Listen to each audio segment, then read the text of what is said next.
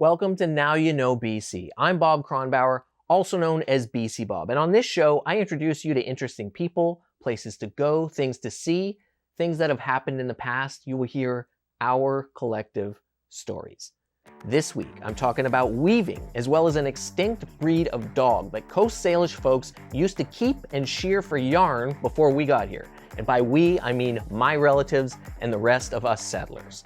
The breed is now known as the woolly dog, and they actually looked a lot like my dog that my family shares our home with right now. This is Homer. I can't promise you that this will be the last time I mention Homer in this episode, but let's dig in. Did you know that there's a long-lost breed of dog that indigenous folks kept for thousands of years here, but that's now extinct? It's true. This pelt is from what's known as a woolly dog, and it was kept in a drawer at the Smithsonian Institute for 150 years. It was recently pulled out of there, dusted off, and studied. Mutton was the name, or is the name, of this specimen that was collected in BC in the late 1800s and eventually made its way to the Smithsonian, where it was promptly put into a drawer and forgotten all about.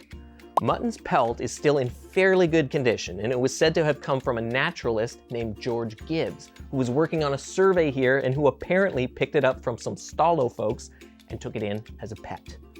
They were kept by Coast Salish folks because they had thick, woolly hair, which they would shear and spin into yarn with other source materials like plant fibers and mountain goat hair. Lots of mountain goat hair. Weavers would then use this yarn to craft high-quality blankets, regalia, and other items, many of which are still around today. Some are even at the Smithsonian. And of course, these dogs were kept isolated from all the other breeds so that they would keep their characteristics. Sometimes they were kept in pens, other times they had their own little islands where a bunch of them would run around. They looked like a cross between a Pomeranian and a Spitz, just little guys, 17 inches high or so. And instead of barking, they howled. The last of the woolly dogs are said to have died out in the 1940s, and their decline was due to the effects of colonization. The system that attempted to kill indigenous culture entirely by sending kids to residential schools and banning cultural activities like potlatches, well, it succeeded in eliminating this breed of dog altogether, in part by having Indian agents take them away from their owners and also by offering alternative wool products such as Hudson's Bay Company blankets. More than 70 years after the last woolly dog died, a group of scientists at the Smithsonian came along and started a study. Archaeologists, evolutionary molecular biologists, molecular anthropologists, I don't know what most of those people do, but they all teamed up a few years ago to study the breed in partnership with indigenous advisors.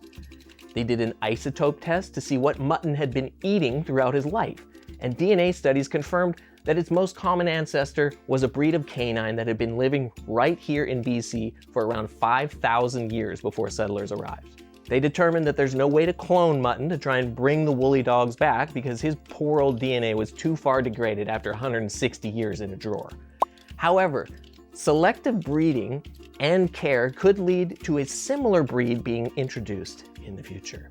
BC researcher and author Liz Hammond-Karama partnered up with a number of weavers, knowledge keepers, and elders to write this book all about these fuzzy, functional, extinct creatures. And if this little bit of information that I just shared with you about these dogs piques your interest, you're definitely want to pick up this book and learn more. It's in bookstores everywhere, and now you know. We're going to go to commercial. When we come back, we're going to have Aline Sparrow, a weaver from Musqueam, with us.